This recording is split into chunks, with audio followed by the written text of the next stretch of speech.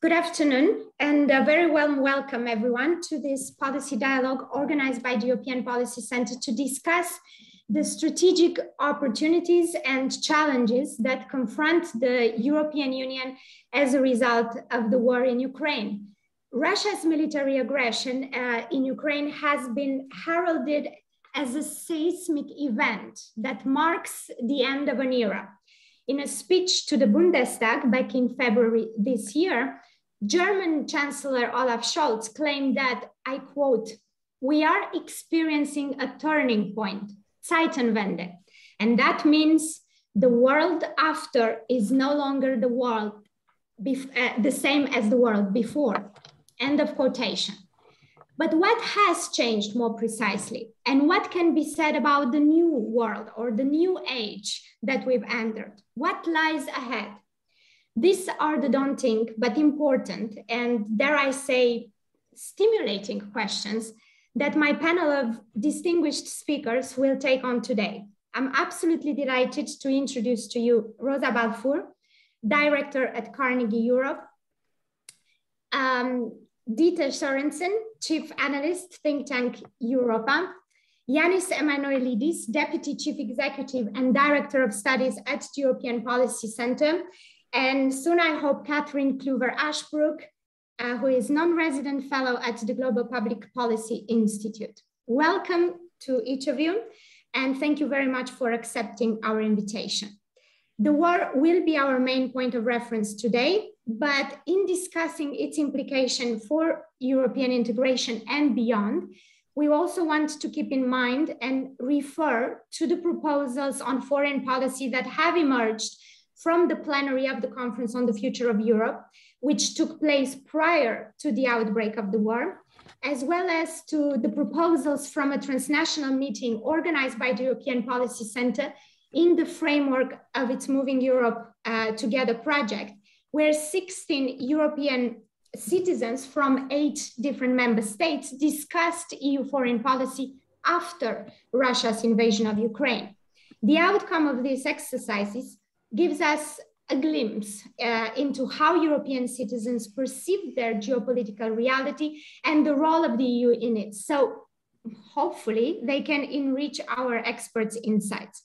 To read more about the citizens' recommendations, my colleagues will paste in the questions and answers box the link to an EPC publication on the subject. This publication came out just yesterday, so check it out later if you will. Now, as always, I will initiate an exchange with my panelists first, before inviting the audience to make comments and ask questions. The questions and answer box remains available throughout this meeting should any of you in the audience want to send us questions in written. I will do my best to weave into our discussion any written interventions that we receive from our participants. However, if you'd rather intervene live, then please raise your hand by clicking on the appropriate icon on your screens, and then please wait for me to give you the floor when the time comes. And with that, let's get started. First, with a question for all our speakers to hear their opinion on how Russia's war in Ukraine is a turning point or Zeitenwende, if at all. Rosa, do you mind starting us off with an answer? Thank you very much, Corina. It's very nice to be with you. And I have to say, I used to work at the European Policy Center with you and with Janis. And I think in the years when we worked together, we very often looked at the crises from 2008 onwards, which was, Eurozone crisis and the Russian invasion of Georgia. And throughout this period, we've always asked ourselves, well, is this a turning point? And it never was. And I do think that actually we have got to that point, but it's a dual turning point. The war Russian war in Ukraine is a major turning point for foreign and security policy, for potentially also for energy transition. But I think, with the pandemic, we also had another turning point because in the end, in July 2020, the EU member states decided to take some big steps with respect to how to address economic governance. So we have the dual historical events that have created what I think is a turning point. So we are witnessing a history in the making. It won't be linear, it won't be easy. There are wrinkles among member states on how they perceive the current crises, but I still do think, I mean, this is a short answer to your question, I still think that this is quite a historical moment, not to be understood as a single event, but as a build-up of events that is having ripple effects on several areas that affect our lives. Mm-hmm. Thank you, Rosa. Ms. Ashbrook, welcome. Very happy that you've made it and you are with us. Is this a turning point for you as well? And if so, in what sense? So first of all, I now wonder who on this call hasn't worked for the European Policy Center. So maybe that's a sign of quality of this conversation, Corina, Janis, et al. So in my case, it's almost 20 years ago, which ages me, but not Rosa. It's lovely to be with you all. In fact, I'm in the building here, so it's even more special to have that connection. Look, you know, Zeitenwende has been, and I should say I'm German-American, so has been translated into English in the vernacular in the discussion how that's played out in the discussion and interpretation in Washington is a paradigm shift. And I think it's really nothing short of that, because whereas the pandemic were, you know, critical challenges for our societies, the functionalities of our societies, what you have now is a questioning of the functionality of the international legal system, international law that underpins the very construction of every multilateral organizations which we have built after the 70th, or after 70 years effectively post-World War II. And the fact that we now are asking some crucial questions about whether or not the system by design was even really fully functional for the rest of the world. And, you know, we'll recall that half the globe's population does not necessarily see it as a cataclysmic event because they already feel that how international law was stacked, it was stacked against them. And I'm speaking specifically and very glibly, and we'll look at the details in just a second, of how countries in the global south feel. And so now we witnessed both at Elmau and in the run up to Elmau, a diplomatic run on whether India will fall to either this side or that side of history. So, you know, you'd think that actually 2014 would have already pushed us to rethinking the system's integrity and the validity and functionality of international law, and what kind of actions we can take on the basis of this rule of law in, you know, the flagrant violation that Russia already enforced on Ukraine in that period, and yet we failed to do so. So this, if anything, is making up for lost time, which is why I believe, you know, Zeitenwende is in its announcement by the German Chancellor 3 days after the Russian invasion is a purpose and a potential vision, but it's not yet a policy. And we see how difficult it is to play out what this will actually mean, and how fundamentally unready, that's not really a word, but unready we are, the leadership in this generation across the global West, and that's of course a word that Josep Borrell does not like to use anymore, but let's keep it at that for just a moment, seems to be unready to tackle yet unready to tackle all the big questions behind it. What happens for the validity and functionality of the UN system? Who would administer a security guarantee, if not NATO, if not other components of the multilateral system? If we can't achieve that, we're not seemingly willing in the public discussion to go that step further and to acknowledge the depth of crisis in which we find ourselves. In part, because we have the Ukrainians fighting on the front line, and we've identified that the priority is first and foremost to help them on the battlefield. But the big question for this discussion, and I think any conversation going forward, is what comes next? How do we desire to define an international system that can function and that can actually regulate the global commons and regulate our interdependence going forward? Because we're seeing the effect that this is having on global food supplies, energies, and on the very interdependence that we built ourselves in this international system. And we seemingly, Zeitenwende or not, aren't willing to quite go to answering that question openly. Correct. Well, we're certainly going to look at what comes next or what should come next. But first, I want to come also to Ms. Sørensen and ask her too if she also thinks that this war has produced paradigmatic shifts.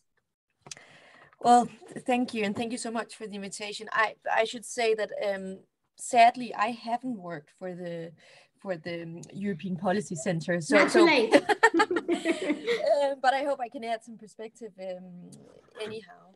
So I think obviously it goes without saying that this concept of Zeitenwende, it's quite an open concept, right? It indicates change, but without indicating what form this change might take. Like it's seismic, it's big, but we don't know how it will pan out. I was listening into the ECFR annual conference last week, and Wolfgang Schmidt was speaking. He's the chief of staff for the German Chancellor Olaf Scholz. And he said during his sort of intervention that Zeitenwende in the German context is not a static thing. It's an ever evolving thing. And I have a sort of a feeling that this might also be true for Europe. And that's not saying that it hasn't already caused change. Just to add a bit of Danish perspective, speaking here from Copenhagen, I mean, we've already had a kind of mini Zeitenwende in Denmark. We had a referendum where we chose to opt in on the foreign and defense policy, which, I mean, that referendum and probably also the result, I mean, that would not have happened had it not been for Russia's invasion of Ukraine. And that's just to give one tiny piece, example of sort of a tiny change, but a very material change that has already happened. So, but I think if we are to zoom out and look at the macro level, I'm going to take the boring route. I think it's too early to say what sort of the future steady state is for European integration. It's true that it will cause change, but the jury is still out. I think it's almost like trying to evaluate the impact of the fall of the Berlin Wall in the early 1990s. It's just very early on. I think we can point, and some of the other speakers has done so already, to some areas where we would most definitely see change. Energy policy, obviously. Defense policy is also a quite sort of obvious contender. I also think, picking up on some of what Rosa said, that we'll see some of these accelerations that we saw during COVID being further cemented. So this logic of strategic autonomy, also these discussions related to the financial policy of the Union, which really took sort of gathered pace during the COVID crisis. We've seen those sort of spur up once more. And then I think one thing that would be a likely and also quite distinct outcome of the Ukraine crisis is that we'll see a more serious and formalized community of sorts, both with the Western Balkans and our Eastern neighbors. And again, I don't know how that will plateau. We're seeing ideas from a sort of vague sense of a community of sorts that we don't know what is yet, to full-on membership. But I think that's at least, that's one area where I think the Union will look quite different if we think like 10 years ahead and look back. Mm-hmm. Thank you so much. Janis, Zeitenwende or no Zeitenwende?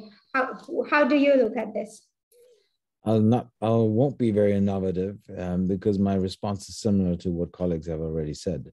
Yes, it is a Zeitenwende. It is a seismic. It is a new paradigm. It's a turning point. It is all that. And there is a reality before the 24th of February, and there's a reality or a changing reality since then. In many ways, it has been also an accelerator. By the way, also like the COVID-19 crisis, which has been a catalyst for developments which have already started in the past. So i.e. this case before the 24th of February. So it is pushing changes ahead stronger and at a different pace than it would without the 24th of February happening. That would not have been the same to the same extent. But I think that in many ways, we're not fully aware of the consequences of this Zeitenwende. We cannot be, because things are evolving and they will be evolving for a long time. But I think also in many ways, there is also a lack of willingness to appreciate of what Zeitenwende means and how deep it goes and what it potentially might mean. There are even some who would want the Zeitenwende to not to be too strong. At certain phases over the past months, I've had the impression that there were people who were thinking there is some way to get to a modified status quo ante, which is illusionary. But there are still some who believe, well, maybe we can get things again in a certain order, which will not be the way it was before the 24th of February, but it won't be as big of a change. And I think that is illusionary. This won't be the case. And another point I want to make is that we not only lack, and I mean now, especially at the European level, the readiness to have a also honest discussion about the strategic consequences of the Zeitenwende, of what it means. And I think it affects almost every policy area. Yeah, obviously you have areas which are particularly affected, security, defense, energy were all already mentioned. But if you think it through, it affects obviously the enlargement policy of the European Union, its neighborhood policy, its relationship with China, the transatlantic relationship, trade relationships with the world, and it can go on and on. If you think it through, it has effects throughout the entire policy concerns also of the European Union. And I think that we are not fully aware of the amount of changes it brings with us. In Europe, we're very often Eurocentric. We look at what it would mean, what it means for us, what it means in our relationship with Russia, but it goes well beyond that. I already mentioned China. The global South was already mentioned. So it has dimensions to it which far exceed the Europeanness of the debate, which we have sometimes witnessed. And the last point, and I'll stop, I also have the feeling that in many member states, including my mother country, in this case, Germany, that you also, and I sense it there, but also sense it in other places, that you have a very inward-looking debate. You're discussing about what is the effect on my country, what role does my country play, what and also what are the potential consequences of situation will worsen, and all this is very much seen from an internal national perspective, not from a European, not from a global. And I think that's a problem, a challenge in the debate. So would you say that we have sufficient leadership in Europe at this very crucial moment in time, or less so? Based on this last observation of yours, that member states are quite inward looking. If you address me, I see that we have a leadership issue. We see that Germany is struggling with the situation. We see a discrepancy between the Zeitenwende rhetoric and the analysis of the Zeitenwende, which, by the way, is an analysis of the situation, but also of the process which is ahead of us. So it's both elements, and a discrepancy between that rhetoric and also the observation of, and also the understanding for the Zeitenwende and realpolitik, things which are being done on the ground when it comes to supporting Ukraine, but also when it comes to, for example, reforming the European Union. Last week, we had this kind of a discrepancy in front of our eyes. On the one hand, we decide that we're giving Ukraine, Moldova, the EU candidate status. On the other hand, when it comes to the question as to whether the EU has the absorption capacity to enlarge in the future, and we take decisions related to the confidence of the future of Europe, we merely take note of the outcome of the conference, and which was a slap in the face of those who were involved in the conference, the citizens, the European Parliament, which is pushing for a much more ambitious agenda. So we have a huge discrepancy. And we see that at the national level, and I think also we see it at the European level, as I tried to indicate. Indeed, Janis. And Rosa, if I can come to you, I mean, it's interesting that we observe this, given that one would expect that this kind of event is precisely a development that would concentrate European minds to think more strategically about the future and to coordinate more closely. So is it the question of perspective that, I mean, initial signs and initial responses have been quite positive. We've seen a lot of unity and quite a lot of rapidity in the way that we've reacted, or the member states in the EU have reacted to the war. But is it maybe a question of perspective that we're just cautious about the future? So thank you, Corina. I mean, to be honest, if I want to qualify, where is it that I see the biggest shift? It is actually the perception of Russia, because Russia has been historically the most divisive issue in European foreign policy forever. And Russia's actions leave no doubt as to what its intentions are, and I think member states are closer to each other now with respect to Russia, with respect to the war in Ukraine, than ever before. But it doesn't necessarily mean they're exactly on the same page. And we are seeing these debates take place in Germany, for instance, but also in other countries. There are many who would like to advocate some kind of negotiation with the Putin's Russia and try to bring this war to an end. And there are those who conversely think that this war will not come to an end until Russia is completely defeated. And there is a division in Europe, between these two extreme positions, and it will play out in public opinion because of we're at the very beginning of a food crisis that is going to make, is going to cause spiraling food prices in Europe, but more significantly in the rest of the world, which again is going to alter dynamics in the global south. For instance, it could cause a massive immigration wave from North Africa and Africa towards Europe. And that's going to be controversial. We know what happened in 2015, 2016. European publics were not up to that. And obviously we have the energy, the impacts on energy, inflation, stagflation, etc. So at this level, I don't see, going back to your point, so yes, we are closer than we ever were, but there are problems. And I don't see the leadership, as Janis was pointing out, the political leadership within member states, but also at the EU level to handle this. However, as far as the war is concerned, I actually do think Europeans have responded very rapidly. The leadership of the United States, I think we need to be candid about this, that the tactics, the strategy, and a lot of the public diplomacy has actually come from the United States, and Europeans have they've sung to the same tune and have responded very quickly. But that is, I think the leadership does come from Washington. Mm-hmm. And Ms. Ashbrook, do you think that this newfound unity in transatlantic relations can help to develop a more strategic view of the world? Well, I think in practice, we're seeing it right now. I mean, you had just a couple hours ago, the American president announced that, the American presence in Europe is going to be greatly enhanced with troops in Romania, stabilizing, and also the supporting NATO's plans already in existence, of course, to strengthen the eastern flank, but, creating troops that are high mobility, rapid turnaround, and continuing to invest in American presence in Europe, despite the fact that, of course, Europeans are rightly, I think, given that for the United States, the big challenger remains China, somewhat antsy in terms of how long that will last and whether this is, in fact, a stopgap, a bridging function for, for some time until the point that Europe can truly either realize some of the ambitions in the, I think, poorly termed sovereignty discussion when it comes to its military ambitions, and or the kind of commitment and, everything that goes with it, the changes to the procurement system. We're seeing this now play out in the very practical pieces.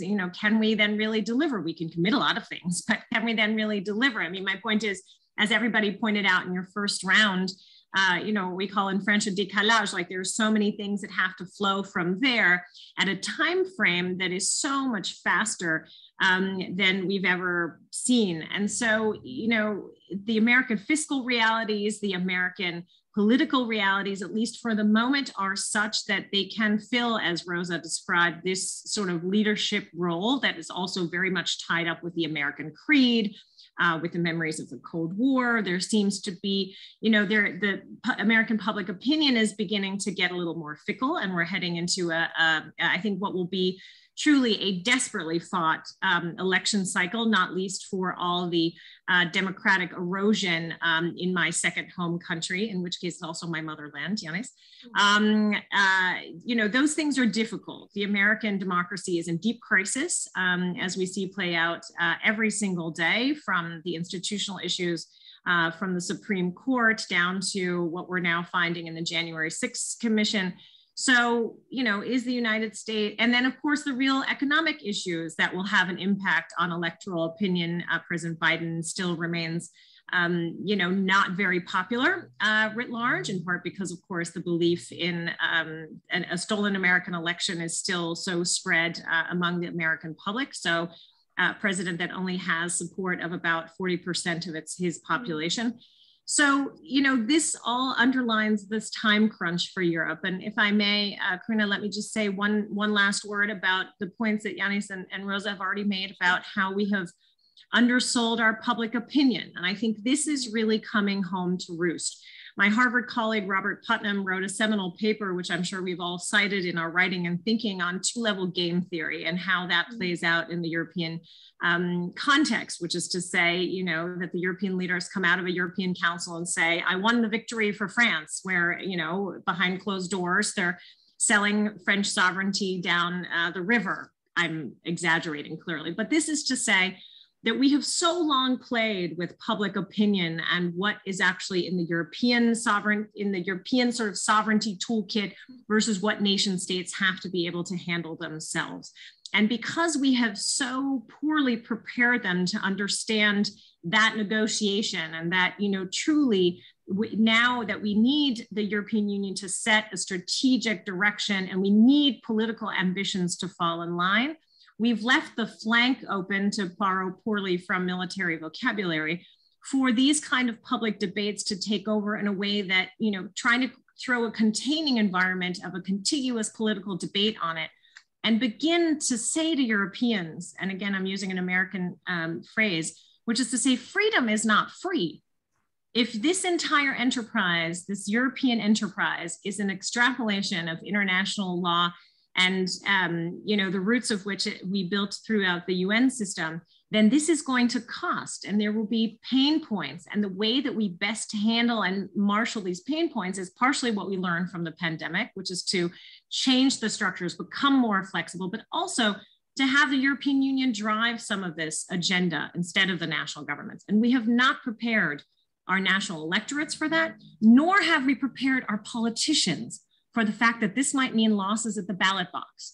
And so what Janis, I think, aptly described, particularly in the German debate, is that people aren't willing to see that this is going to begin to really play out in our electoral cycle. But that, the point is, the issues that we face now are so much larger than any amount of party political bickering, that if we continue to delude our publics that this is what it's about, and I agree with Janis that the German debate in particular is, you know, it's as if the war were at home, quote unquote. It's as if we could decide the fate of Ukraine. It's just absurd. If we continue to delude our publics in that way, they won't be able and willing to, you know, see the day in the way that we actually need to solve the problems at hand. And so I do think that even in public opinion and bringing our people along, we're at a very, very dangerous and volatile moment. Yes, and because you brought up the question of democracy, I want to come back to something you said in the first round of interventions, because if the assertion that the world today and this conflict really is marked by the contest between democracies and autocracies, then how do we explain that so many democracies have actually not condemned Russia? I mean, are we framing this correctly, if we, for ourselves and for the publics? Well, I think, look, a public will always want a reduction of complexity. And so I understand that that's a very convenient vernacular to use. But then I think we're going to have to change the vernacular that comes in front of democracy. So I think the Western concept has to go, because we have Japan, we have Australia, we have other partners in Asia who have understood that, you know, there is this paradigm shift now. And yet, you know, perhaps the liberal piece in democracy, quote unquote, also has to go if it's a matter of negotiating, you know, with India, that's arguably backsliding in terms of the integrity and functionality of its democracy. But to, again, triangulate a power like China or to triangulate a power like Russia, you're going to at least have to negotiate on certain very functional policy areas with other democracies who might not share the depth and breadth and maturity of your system. But then, you know, again, a Singapore and Indonesia might struggle with, you know, certain concepts of democracy. So again, Corina, as you so aptly asked us in the first round, I think this level of complexity and this level of nuance, we're not yet bringing into the public debate, because I do think that the large systemic questions are really the ones that we have to address now.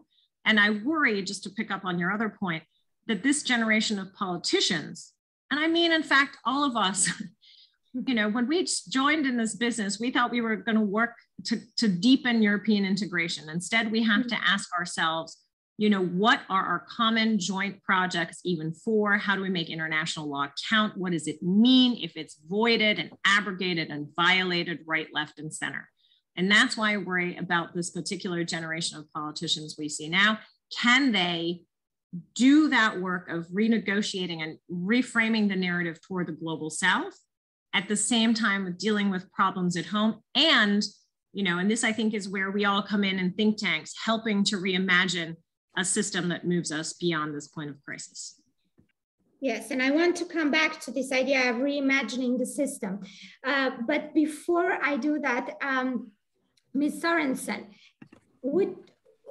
can the EU and the United States together reconcile the goal of stopping Russia with the desire to spread democracy and get justice done? That's a great question.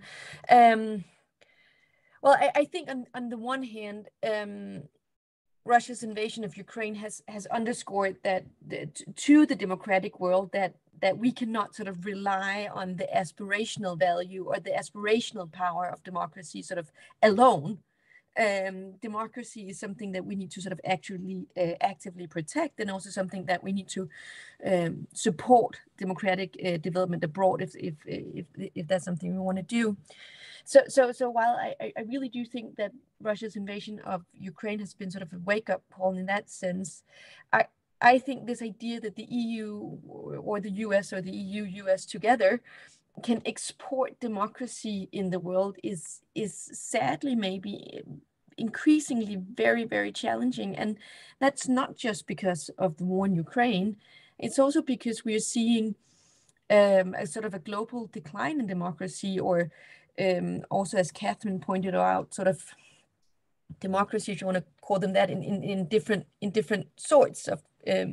So I think the kind of democracy that Europe and or the US would promote would exactly be this kind of liberal democracy.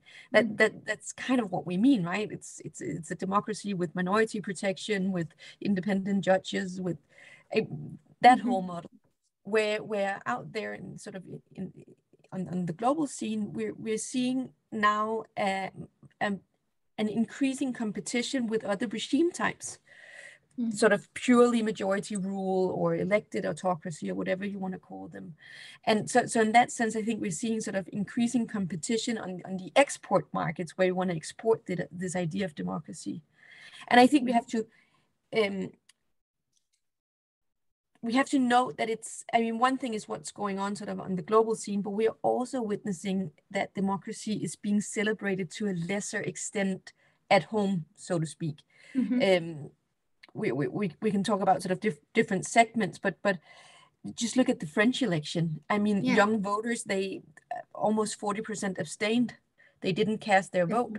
And I think this combination of sort of global democratic decline, increasing competition from different sort of forms of democracy, and the sneaking disappointment in Western society about how Western democracies work will make this macro level democratic promotion a very difficult exercise, actually. Yeah, and indeed, but what I'm wondering is to what extent can the EU export liberalism abroad when it's not a shining example of liberalism at home? I mean, some of the member states are struggling in that regard, and also some have argued that the war could actually put an end to populism or right-wing nationalism, and yet recent elections in Europe, as you've mentioned, have actually proved that such predictions were kind of wishful thinking. So why do you think that is? How do you explain that? So it's not only that the people are disengaging from the political or from traditional political process, but we've also seen trends that ran counter to initial expectations. Well, a couple of points there. I think speaking first to your first question about sort of, can we be this beacon of democracy globally if things are not right at home? Well, I think you're touching on a major problem. Democratic backsliding in Europe is a problem on different levels, right? It's a problem for the democratic legitimacy of the union, which is a problem for all of us living in the union. And that's not only an operational problem. It's not only that we have difficulties with, some states opposing progress on different regulations. It's also sort of, it's deeply touching on the democratic legitimacy of the union as such. So that should concern, I think, all of us. But then it also has sort of an external. It creates an external issue because, as you say, the EU is not as shining when it comes to being a beacon of democracy as it could be. And I think one meaning the EU should be very careful navigating this issue, because the union runs the risk of sort of being called out as a hypocrite, basically, sort of promoting ideals, promoting or demanding ideals that they can't sort of live up to internally as well. And then I think your other point regarding this argument that the war in Ukraine would do away with populism in Europe and so forth, I really do think I'm on the cynical side there. I really do think that is wishful thinking. And well, clearly, yeah, but I think just to give sort of one kind of explanation to that is that, like, looking at recent surveys, I think we have a mismatch between European leaders stating that the European Union or the West will stand together, will overcome this great challenge, will win out, basically. And when you then look at survey responses, most European, they think that Europe will suffer from this crisis, and when you ask them, like, how will you suffer, they'll suffer in terms of higher food prices, lower purchasing power, energy prices.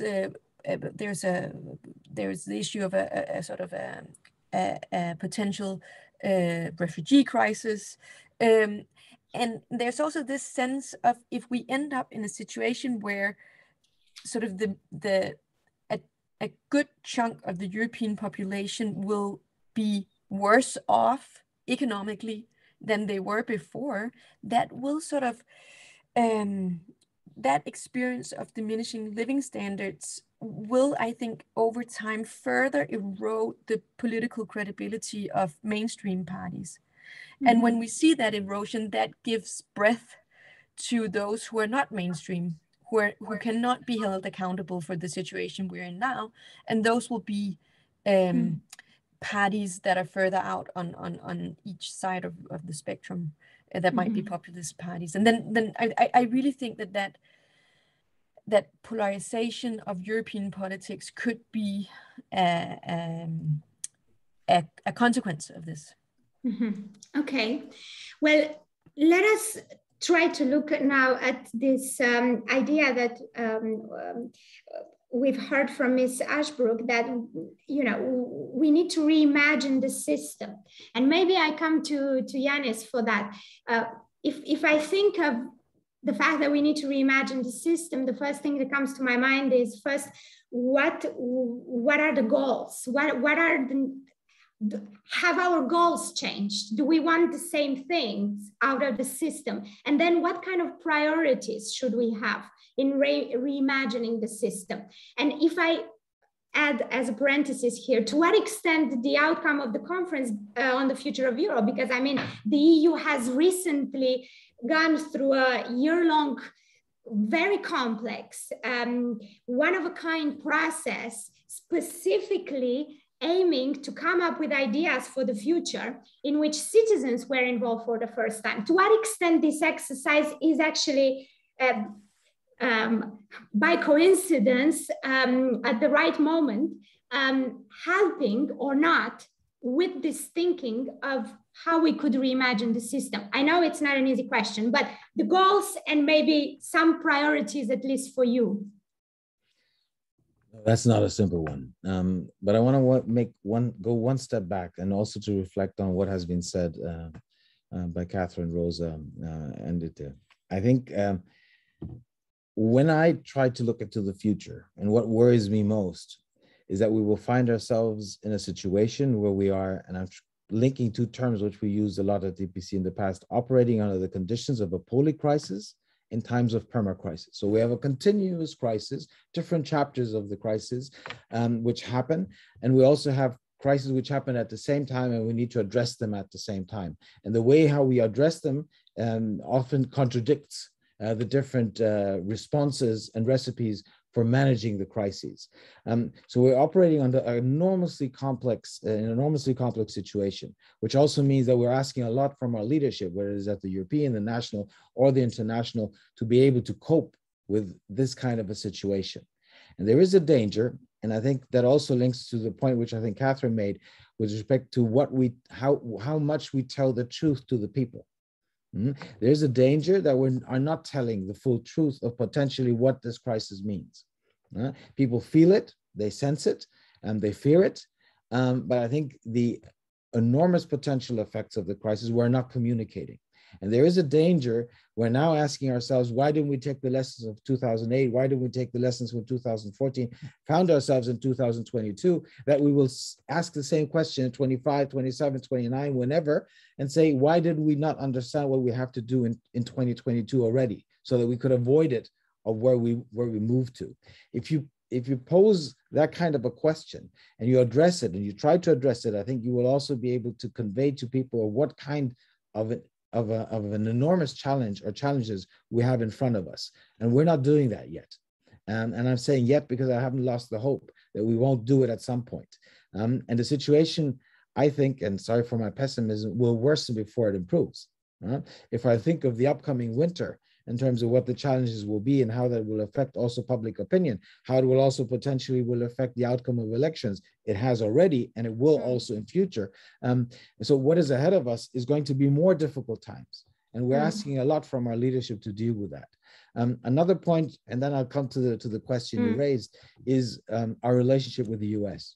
Rosa was right when she was saying what this situation on the 24th of February, the Zeitenwende has led to is to have an alignment or a stronger alignment when it comes to our position vis-a-vis Russia. But then again, we have still very strong differences, but we also have very strong differences between member states, but also within member states with respect to our relationship with the US, which has gotten worse out of following the Trump experience. But if you discuss the relationship you discuss the current situation and the relationship across the Atlantic these days with people, you often have the sentiment there's a lot of question marks with respect to Washington and how the relationship will develop in future and whether we're moving in the right direction, even though we seem now so united.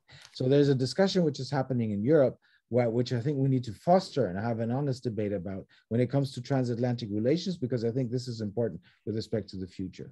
Now, with respect to what kind of system do we want, I struggle to give an answer to that question. And I struggle to give an answer to that question because of going back to what I said in the beginning of what actually the dimension of the Zeitenwende will mean overall.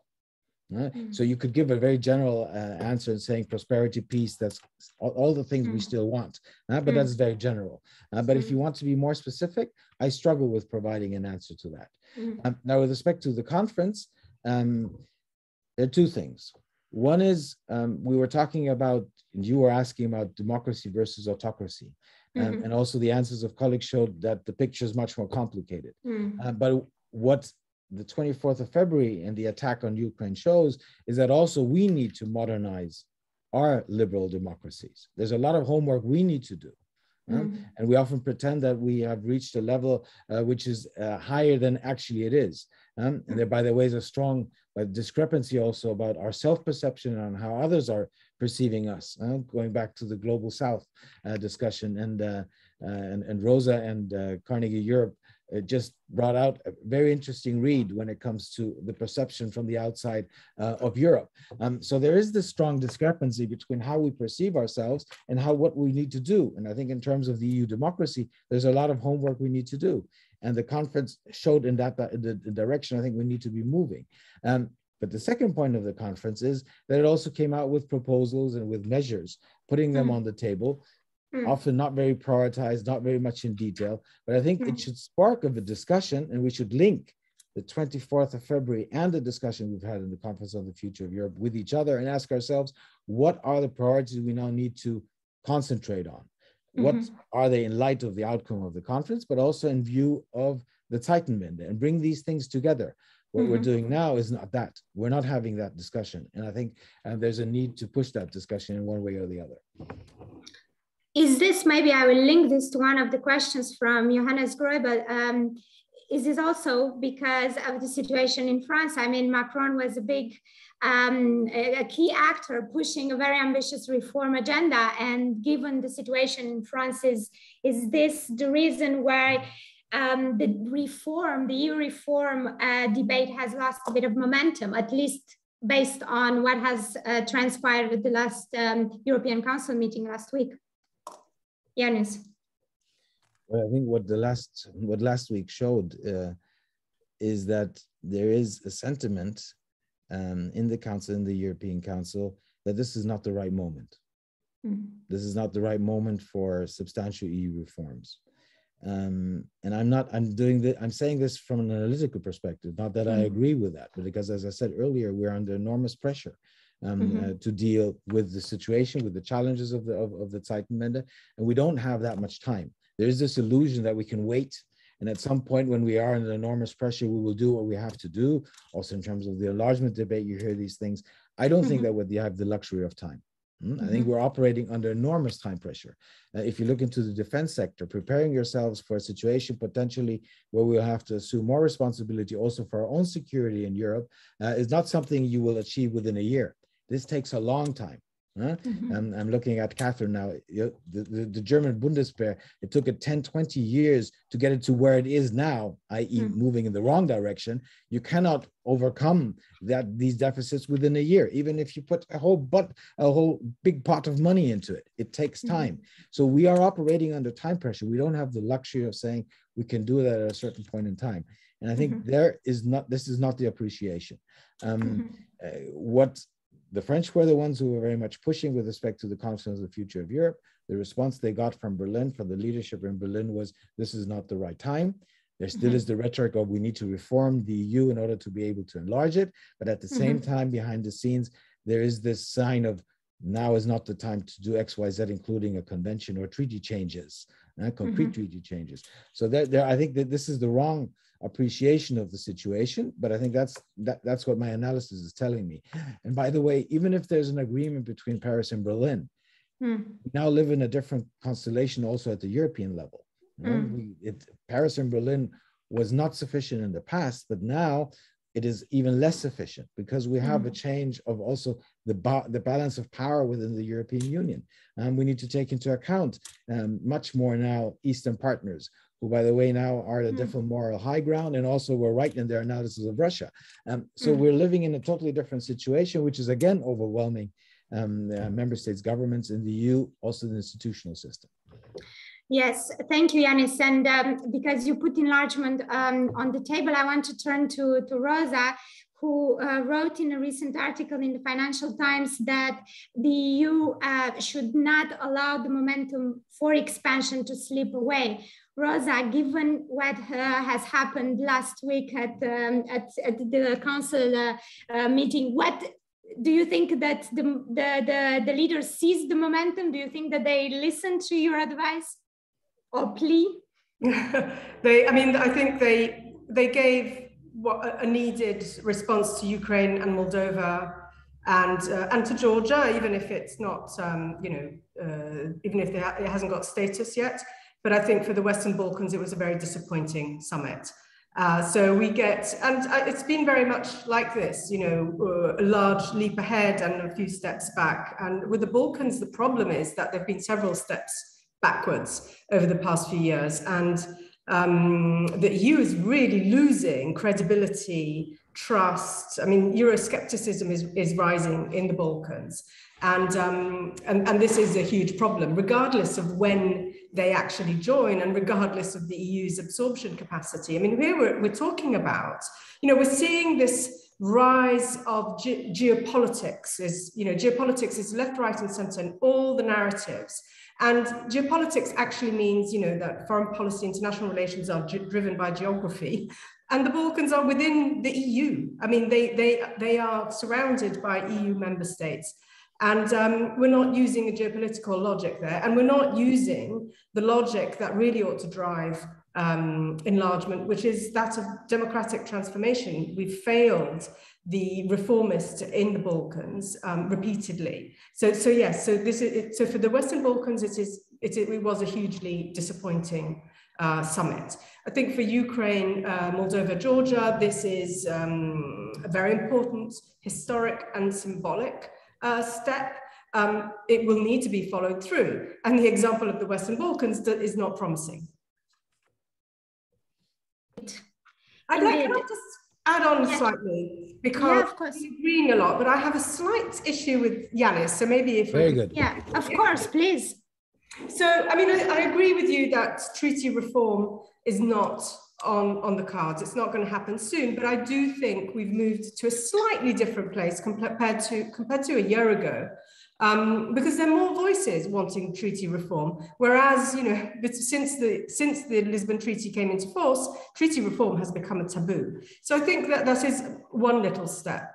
But the other step is it all about the EU?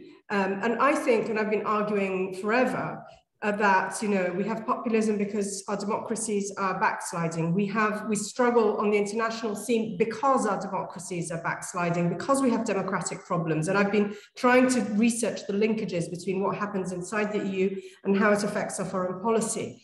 But it's not just about the EU, it's also about democracy at the national level, and it's also very much about democracy at the local level.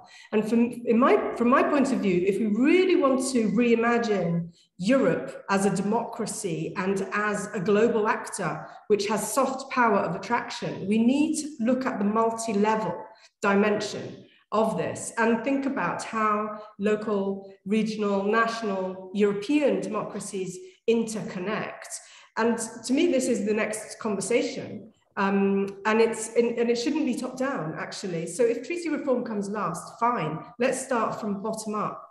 It's hard to think of it now because we're in the midst of a war, and opening things up like this is very messy. Mm-hmm. But I think it's still the exercise that we need to do, and I think it reverberates around the world.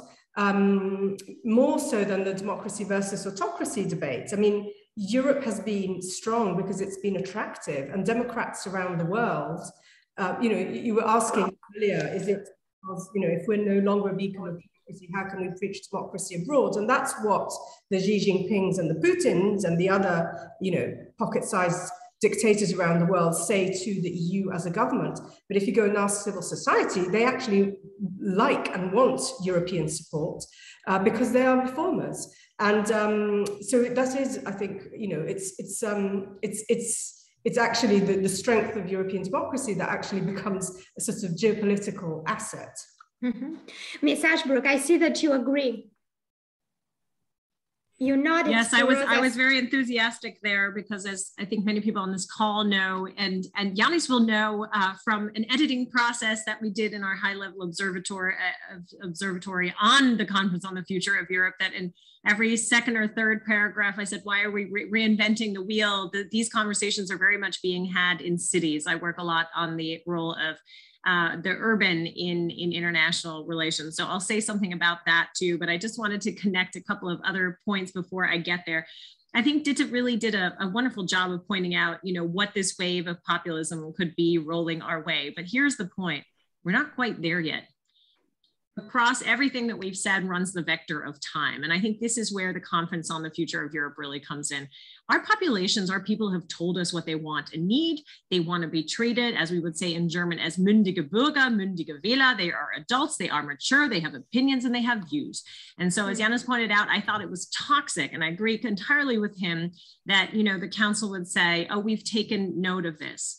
We must stop the paternalism and the hubris that flows from from that sort of conversation. And this gets to Pearl's question here in the Q&A, how is Zeitenwende seen in Central and Eastern Europe? Yeah. And I would include the Baltics and Nordics in that, because Thomas Henrik Ilves, the former president of Estonia, had a beautiful tweet when we were talking about this. He said, well, in Estonian, Zeitenwende translates into "I told you so." And so the fact that, you know, I was working for the European Policy Center in 2004 when we had the, you know, the expansion to the 10, and it was a very celebratory moment in Brussels in front of the Residence Palace and the EPC's old offices. Really wonderful. And yet then we proceeded to do exactly what we did with German reunification, as we treated that almost like an annexation, and we told them what to do and to fall in line with the Western European, you know, variant and peace. And we negotiated that, and, you know, they had its up and downs, but by and large, we didn't listen. And so what is happening here, so I think the real vital piece is here, we need to be listening, and we need to be, you know, we need to put aside the sort of traditional paternalism and hubris that has infused, you know, again, and this is where I completely agree with Rosa's thinking about this multi-level piece. You know, the fact that our understanding of leadership, our European understanding of leadership, is still this idea that leaders have to have all the answers. And that, in my mind, begets, you know, the Macronian, you know, okay, fine, then we need another big vision. How much time do I have? Okay, 4.5 minutes. Let's pump out something that looks like, a, you know, renewvelation of a Schäuble-Lammers idea, and let's repackage the Confederation because they're all waiting for me to come up with a great idea. Again, we're perpetuating this idea that leadership is not a common enterprise, and it has to be a common enterprise. Our citizens are pointing to where they're expecting answers. I think, you know, to Ditte's point, we can get ahead of all of this if we treat them with honesty. Yes, there will be pain. Here is how in the European Union, even during COVID, we have come up with policy instruments that have in part violated, you know, in the German case, the constitutional mandate of having a black zero. But so we extended that to 2023. We're capable of running policy innovation together as a collective. And in fact, it makes us stronger if we do it through the European umbrella, but we do it in the context of what it is that you expect and want from us. In my mind, that is responsible and collective leadership.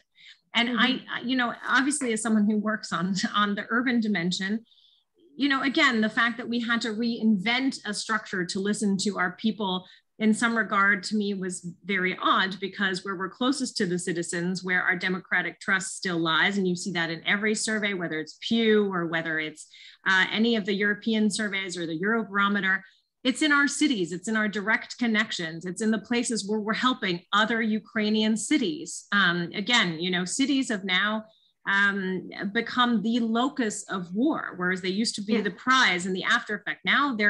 Now that's what we're operating on. It's direct suffering. It's direct, you know, so all the issues are going to play out. Everything that we've touched on are going to play out directly in our cities. So I completely agree with Rosa. Ms. Ashbrook, do we have at the European Union level, does the system, the way it's currently set up, does it allow, does it accommodate for this kind of collective decision making? So wouldn't something have to change in the existing framework and decision-making process? Yeah. In an ideal sense, sure. But if you see the Visegrad 4 cities, you know, here in Brussels, I just interviewed the mayor of Warsaw yesterday for the GMF Brussels Forum. And, you know, what he's here to do is to lobby the EU to not funnel key funds out of the, you know, EU rescue package and the next gen EU funds through the government buildings in Warsaw, but to funnel it through City Hall so he can actually address the issues at hand, so that, you know, you have other ways of getting at the rule of law problem. So, you know, are we going to get, I agree with Rosa, fine. I think, you know, treaty change should be the holy grail and we should get there. But in the meantime, we are capable of policy innovation. We should let actors take on, the role of policy innovators where and if they can. I think some of our cities are doing that because they're pushing against the national level and they're making an argument to the European level. The innovation is there. We need to give it space, and we need to recast leadership as a common enterprise.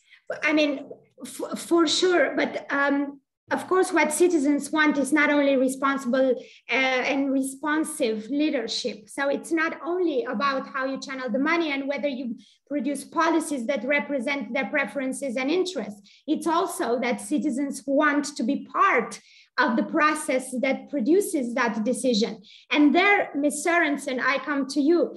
How can we achieve that? I mean, we saw in the context of the conference, but we knew it also from before, that citizens want to be more involved, that citizens, the participation or deliberative democracy is something they aspire to. So how do we go about realizing that dream? Well, I think, first of all, just to say that I share the disappointment from some of the other speakers as well with how the conclusions were addressed by the European Council. I think when, obviously, as Janis also said, there was a lot of conclusions and a lot of wishes when you look at what actually came up from this conference. But I think two things or two elements stood out when I read the conclusions. And one thing is what you point to, basically, which is people want democracy, and they want not only sort of majority rule, they want some kind of liberal democracy because it's a bigger bucket, right? It's also rule of law, and they want to be part of making the decisions and all that. So that's sort of one big theme. And then a second big theme that I think we haven't touched so much upon here is they want social welfare. They want, if you look through when the council put out this analysis where they said, well, basically they said, well, great, we have all these conclusions, most of this with regards to environmental stuff, climate stuff, we're already working on it, it's fine. I mean, we just need to push through the regulatory revisions that we already planned. And then they said, it came down to say, okay, so where can we not deliver without treaty change? And they put out, I think it was 18 suggestions. And if you look through that list of 18, it's social welfare and democracy. So they say, well, in the existing treaty framework, those are just not within reach. And it's very basic stuff. It's like, better kindergarten, free childcare, make certain issues as sort of mandatory in education. That could be sort of environmental issues, rule of law, stuff like that. And the EU just has zero competence there. And I don't think that the common EU citizen sit at home and think, I want childcare delivered by the EU. I don't think that's going on in anyone's head. I think the citizens think, I want childcare delivered. And then they think, well, now someone asked me, and yes, it would be great if just some institution delivered this product that I desire. And I bring this up because it's also coming back to what I said before. I think there are these issues around basic sort of living standards that are not being properly addressed today. So it's not only participatory democracy, all these issues, it's also just simply social welfare services that we have the nation states, the municipal levels, the regional levels have not been able to deliver. And that has political implications. It has political implications when, again, I mean, I know that I brought it up before, but if we look at the election in France, yes, Macron won, but it was a great election for Le Pen, and she basically campaigned on purchasing power. And I very much agree with Janis when he says that things might be becoming worse before they become good.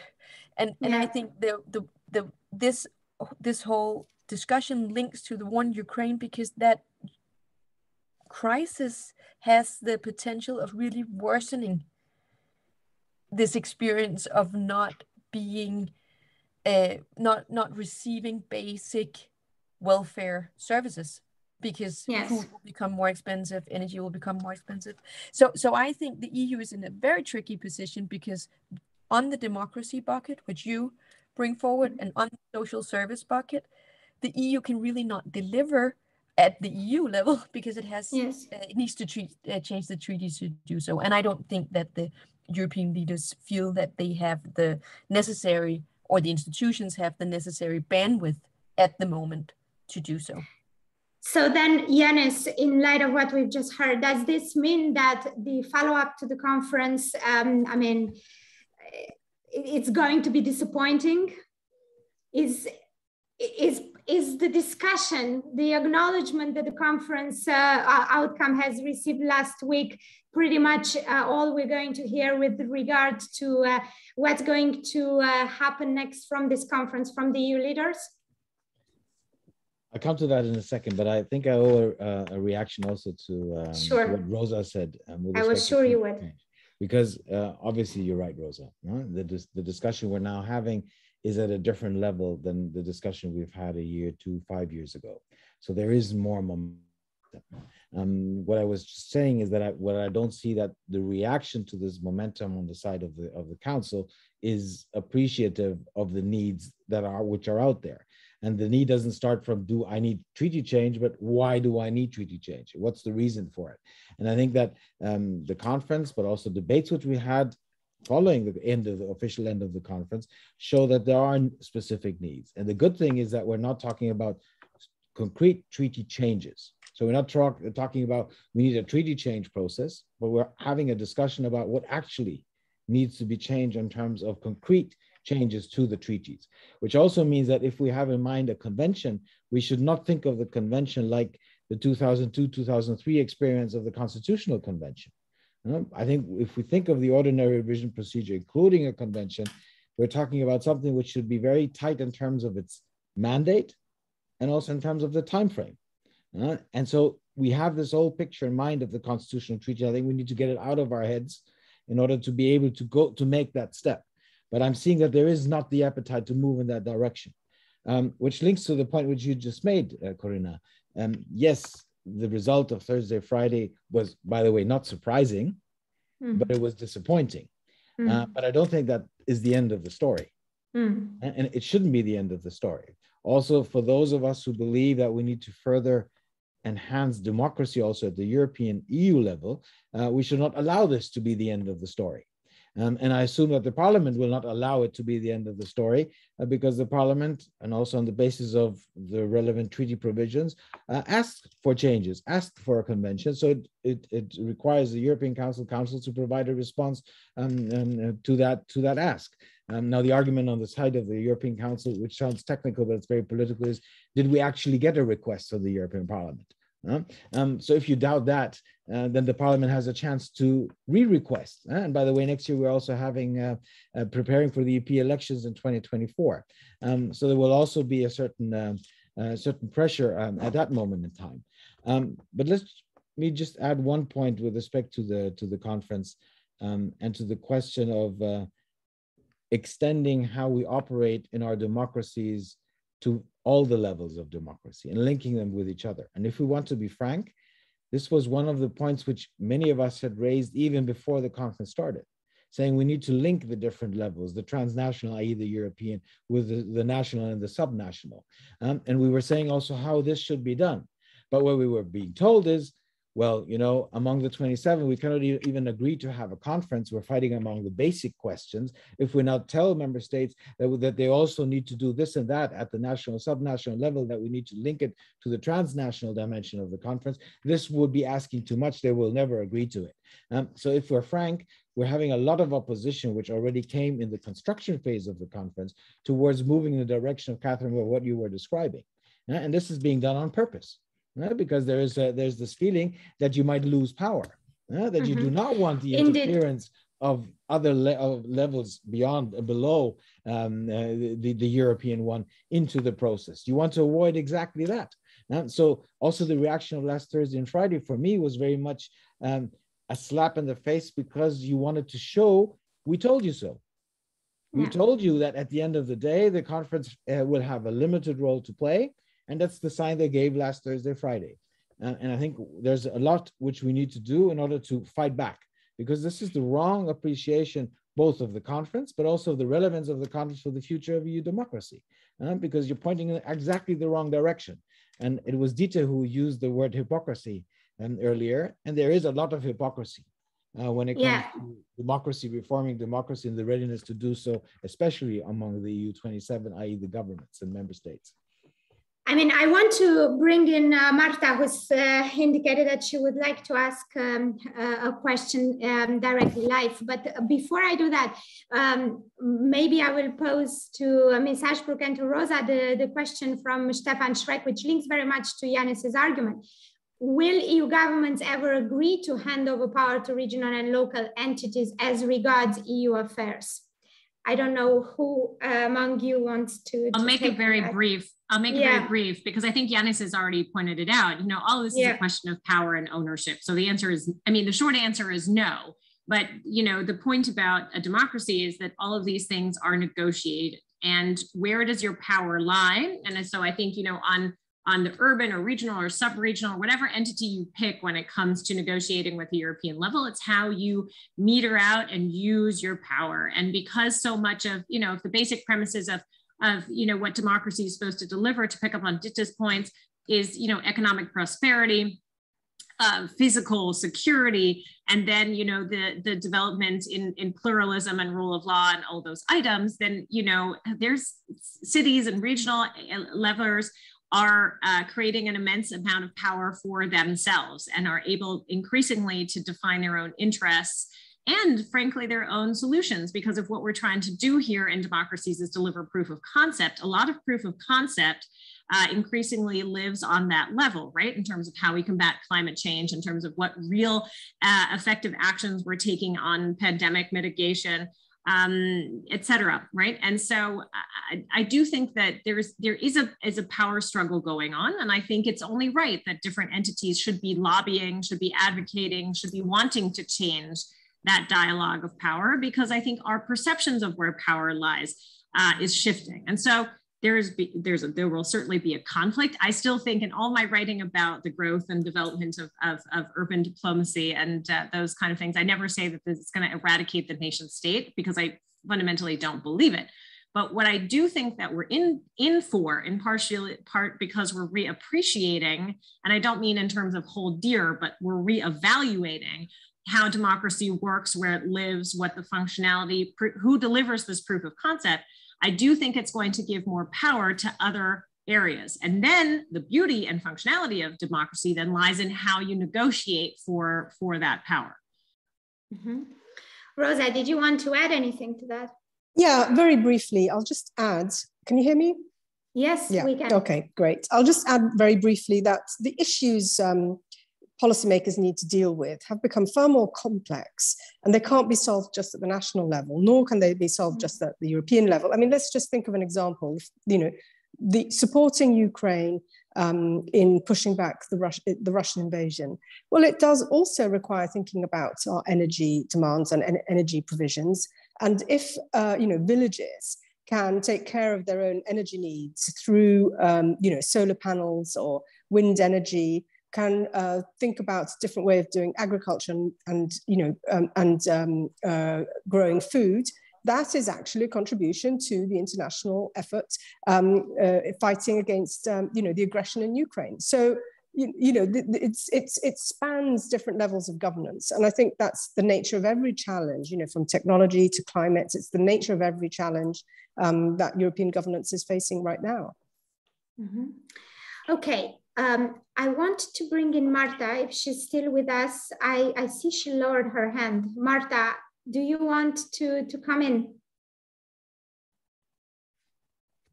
Yeah. Can you hear? Yes. Okay.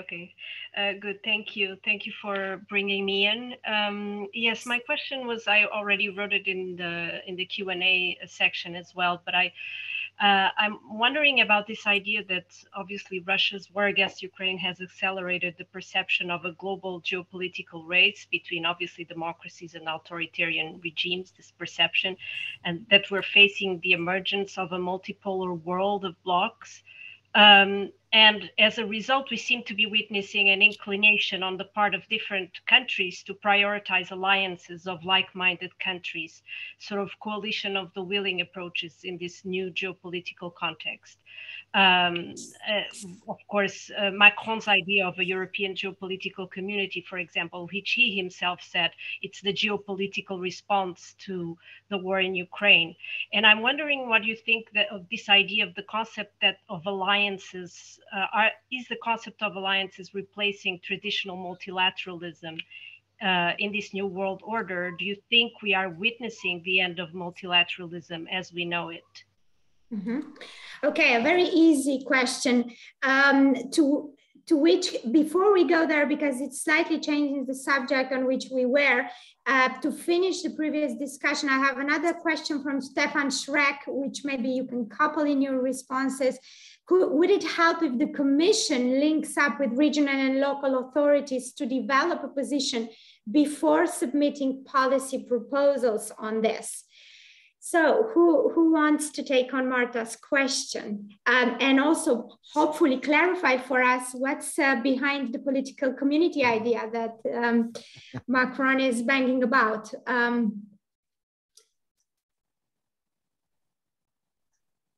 Anyone? Janis, do you want to I think Rosa give wants us to start speaking. Rosa, yeah?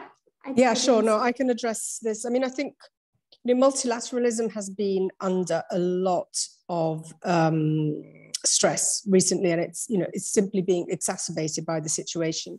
I don't see the two necessarily in antagonism. I mean, in an ideal world, you can have coalitions and alliances.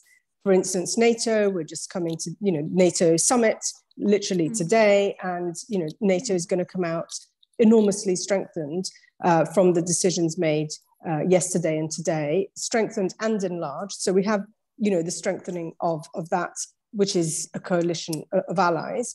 It's not necessarily incompatible with multilateralism, but multilateralism has not been functioning very well because of disruptors, and also because of the lack of investments on the side of those who have been champions of multilateralism, and that includes the European Union. So I need, just to use an American expression, I think we need to walk and chew gum.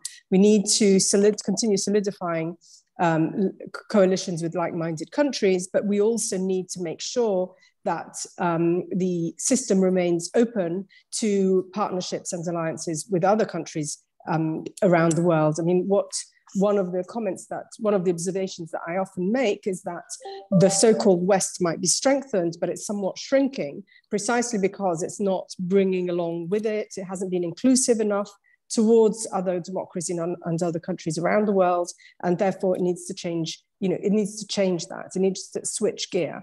That doesn't mean that it's at the expense of the alliances. So the two can be done at the same time. It does require a little bit of self-reflection and self-criticism about how we in the affluent West have engaged with the global South in particular, which is one of the points that we make in the report that we put out today. It does require looking at ourselves. In fact, we're calling it the Southern Mirror. It does require looking at ourselves through different eyes and just think, briefly, how is it that the rest of the world actually sees us? Because Europeans have been extremely introverted and have pictured a world very much to our image and very much on the assumption that our image was appreciated elsewhere, whereas actually elsewhere, the picture is far more complex, nuanced, and problematic as well. I mean, even looking at just, the Russian invasion of Ukraine, it's seen through the lens of, decolonization or recolonization of Ukraine. Well, a lot of these debates are taking place in other parts of the world, and Europe needs to understand that it is a former empire. In fact, in many ways, Europe is the compensation for empire, because European integration took place when European empires were losing their colonies abroad. So, this you know, I'm going big here, and I'm opening up another huge chapter. Yeah. But you know, just to reinforce the point, yes, we can have alliances. They should not be at the expense of multilateralism. We should continue to be champions of multilateralism and look at how to reform the international system. And there are several areas where there are, you know, priorities that need to be addressed tomorrow. But in doing that, we should also be a bit self-critical about, you know, who we are in the world. Mm-hmm. Right. I saw both Janis and Ms. Ashbrook nodding. I don't know if they want to add anything to what Rosa has said, but. Very brief. I think there's two issues. I think whether it's the European Commission or the European Parliament, you know, the European institutions that are open, that are, you know, the elements that craft policy solutions that are then supposed to work for an entire union have to be open to the best solutions, right? In a best case scenario, the European Union, its institutions and the entire construct works like the node of a network where you surface and then scale up the best solutions. So, you know, our local solutions best placed with the Commission who works that through. You know, I don't necessarily care how we reach in and reach back for the best solutions, but we clearly need to, because we're not, you know, I mean, ultimately we're not achieving our main, you know, purpose here. And I think that's really the problem. And so I do think that there's room there.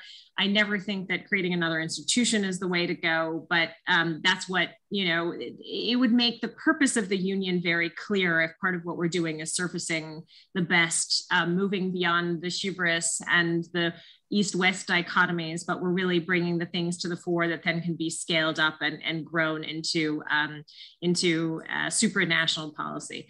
On the alliances part, you know, it's linked directly into this idea of what is the locus to solve problems. And right now we're going to have severe problems in administering the global commons, whether it's food or energy or vaccines. And I think we missed an incredible opportunity on the vaccines licensing and on IP, you know, to sort of say, oh, actually, again, you know, we're not just in it to win it for our pharmaceutical companies and have them make more money. We're actually trying to solve a problem of the global commons, and we're going to do it at a cost to us, meaning to say we will also accept a pain point, a financial loss.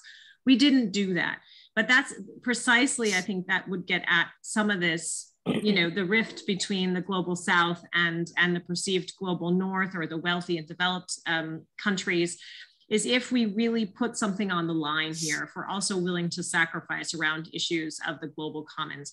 And those are the things that, you know, traditionally we would mitigate through the eyes of the United, or through the structures of the United Nations. And the United Nations per se are no longer functional because, again, to get to my very first point in this conversation, the role and functionality of international law has been so drastically violated that it's so difficult to continue to find the places that uphold them. And this, you know, also speaks to the role of our courts in now, you know, looking and addressing the egregious human rights violations on the territory of Ukraine committed by the Russian Federation, how we will deal with that, how we will deliver justice, how we will deliver, you know, effective justice and reconciliation. Those are now all issues of the global commons. And those are very clearly issues that we have to address. And part of that work needs to be done as part of a responsibility of the European Union and or some other form of alliance of European countries that are dedicated to coming up with how we administer the global commons. But we have to be seen to have some skin in the game and be willing to take some hits to make sure that the global commons are continuously usable and equitably distributed. And somebody's going to have to make those. Somebody's going to have to make those compromises. And from my perspective, I would want the nucleus of those alliances to remain in Europe as negotiated with the rest of the world, in the transatlantic, and with a strong transatlantic partner, obviously. But in thinking more and more widely about what a values alliance, what a rule of law alliance should look like in the 21st and 22nd century. Thank you, Ms. Ashbrook. I mean, we've heard your position. Rosa asking for some self-criticism. Ms. Sørensen, as a way of final words, where do you stand? I agree with much of what have been said. I really like this image of a southern mirror, or sort of the mirror image from the global south. I do think that the EU and the Western world, but particularly the EU, is facing some really daunting tasks there, especially obviously related to the food crisis. And I think there is a real jeopardy that the EU actually is losing that narrative, because it's intertwined, as some of the other speakers has also noted, by, European historical past, this notion that the EU only cares for African states when there's a crisis, and they sort of forget about the continent in between crises, and so forth. So I really think that sort of having that southern mirror in the back pocket will be tremendously important over the coming months. Basically, it's right now that this crisis needs to find a solution. Also, because the possible consequence of a food crisis, that it's already evolving, but a widespread and severe food crisis is a refugee crisis. And as some of the other speakers has already noted, the EU will likely not look benign in a refugee crisis from the south. It will look like a hard power all of a sudden. So it's really a crisis to be tackled up front. And there, I think that southern mirror is what you need, basically. So it's just to say that I do agree, and I do think that there's a very concrete evolving crisis where this southern mirror is kind of the only mirror that the EU needs, at least the most important mirror right now. Mm-hmm. Janis, last 2 minutes of our time together, this South mirror and this need for reevaluation, is it possible to look in this mirror and like what we see, unless we engage in some fundamental restructuring? Let me respond to that by start with a remark, and the remark goes to a side point which Rosa said in bypassing when she said, "I know you were saying I'm opening another huge chapter," but I think that's exactly what we need to do. We need to open these huge chapters and link the debates with each other. And I think this is what we're not doing at this present point in time, despite the fact that we're all talking about Zeitenwende and are appreciating that it is a Zeitenwende. So we need to open and link these huge chapters, as you call them, with each other. On your question, I'll start somewhere else, which links to the alliance's multilateralism issue. And I'm going to give a very realistic assumption of international relations in this context. I think that what the accelerating effect of the 24th of February is that it's creating a much more international competitive environment. And I do not see how we will be able to not fall into this trap, because I don't think that this is the right thing we should be doing in light of the challenge we have, the common global goods of what Cathryn, you were talking about. But in terms of the analysis, I think we're moving in that direction. And I don't see how we will be able to backtrack from that. And from a European perspective, it means that from an EU perspective, that there is no luxury of being somewhere in between and finding your way in these different blocks in a way which suits you best. I think you will, from a European perspective, an EU perspective, we will have to take, and we're taking these tough decisions. And that is, and also, by the way, we're taking these tough decisions while we have shown a lot of arrogance towards the world outside us, in terms of how we were portraying ourselves as being an actor of solidarity. Migration crisis was already mentioned. How we were portraying us as an actor of solidarity. The vaccine challenge was mentioned. So there's a lot of hypocrisy and arrogance on our side. So in this more competitive environment, we will not be able to play the game we were trying to, and the role we were trying to play in the past. And that, I think, also means that we need to prepare ourselves for much tougher times in terms of also our role and what that would take from us in that more competitive environment. And by the way, from the perspective of these global challenges we have, look at climate change, this is very bad news. Because if we have an increasing global competitive environment, will we actually be able to take decisions on a common challenge, even though we know we need to take it together, if that is superseded by the global competitiveness between different blocks. So this is very bad news from the 24th of February. And the last point relates to EPC, the European Political Community. One, they should have asked us before using the term. Second, they should have looked into history books, but because the European Political Community, if you look into the 50s, meant something totally different. And third, the concept is extremely vague. We do not know what actually it would mean. If you look into the European Council conclusions, it's extremely vague. And even though it's being portrayed as not being an alternative to enlargement, at the end of the day, we know actually that many think of it as a potential alternative to enlargement. Another chapter to our hypocrisy argument of earlier. So with respect to the European political community, if it would actually be an instrument to help us overcome the period from now until the EU will be able to enlarge and countries will be able to accede, I think it would be the right thing to do. But where we are now is far away from explaining actually and knowing what the concept is about. Fascinating discussion.